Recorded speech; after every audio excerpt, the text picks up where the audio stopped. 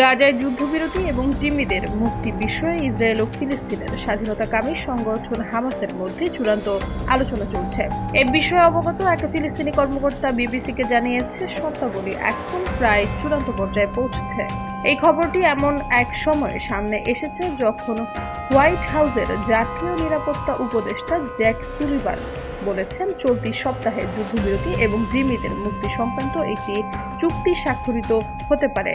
ইসরায়েলে এক কর্মকর্তা বার্তা সংস্থা রয়টার্সকে বলেন, আলোচনা অনেক দূর এগিয়েছে। কয়েক ঘন্টা, দিন বা এর বেশি সময়ের মধ্যে চুক্তি হওয়া সম্ভব। মার্কিন প্রেসিডেন্ট জো বাইডেন গত রোববার ইসরায়েলের প্রধানমন্ত্রী বেনিয়ামিন নেতানিয়াহুর সঙ্গে কথা বলেছেন। এছাড়া গতকাল সোমবার তিনি কাতারের আমির তামিম বিন হামাদ আল থানির সঙ্গেও আলাপ করেছেন। তিনি গাজায় যুদ্ধবিরতির জন্য মধ্যস্থতাকারী হিসেবে কাজ করছেন।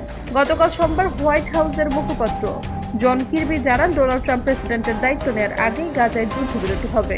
ইসরায়েল ও হামাস যুদ্ধবিরতি ও বন্দী বিনিময় চুক্তির খুব কাছাকাছি পৌঁছে গেছে।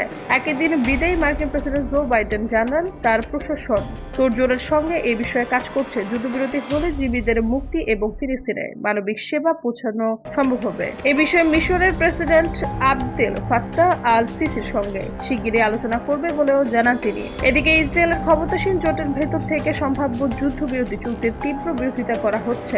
নেতানিয়াহুর দল লিকুদ পার্টির কয়েকজন সহ জোটের 10 জন ডানপন্থী সদস্য যুদ্ধবিরতির বিরোধিতা করে তার কাছে একটি চিঠি পাঠিয়েছে। ফিলিস্তিনের যে কর্মকর্তারা যুদ্ধবিরতির চুক্তির শর্ত চূড়ান্ত হওয়ার বিষয়টি জানিয়েছেন, তিনি বিবিসিকে আরো বলেন, গতকাল ইসরায়েল ও হামাসের কর্মকর্তারা একই ভবনের ভেতরে পরোক্ষ আলোচনা করেছেন। যুদ্ধবিরতির চুক্তির কিছু সম্ভাব্য বিবরণ প্রকাশ করে ফিলিস্তিনি ওই কর্মকর্তা বলেন, বিস্তারিত কৌশলগত আলোচনার জন্য যথেষ্ট সময় লেগেছে।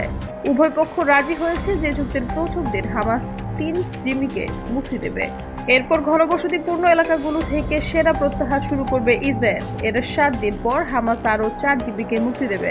দক্ষিণ গাজা থেকে বাস্তুচ্যুত মানুষদের উত্তর গাজায় ফেরার অনুমতি দেবে ইসরায়েল।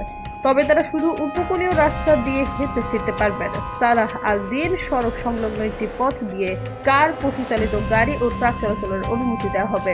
কাতার ও মিশরের পরিচালিত একটি এক্স-রে মেশিনের মাধ্যমে এই পথ দিয়ে গাড়ি চলাচল পর্যবেক্ষণ করা হবে। চুক্তির শর্ত অনুযায়ী ইসরায়েলি সেনারা ফিলাডেলফি করিডোরের নিয়ন্ত্রণ বজায় রাখবে। চুক্তির প্রথম ধাপ 42 দিন পর্যন্ত স্থায়ী হবে। এ সময় পূর্ব ও উত্তর সীমান্তে 800 মিটার নিরপেক্ষ অঞ্চল হিসেবে বজায় থাকবে।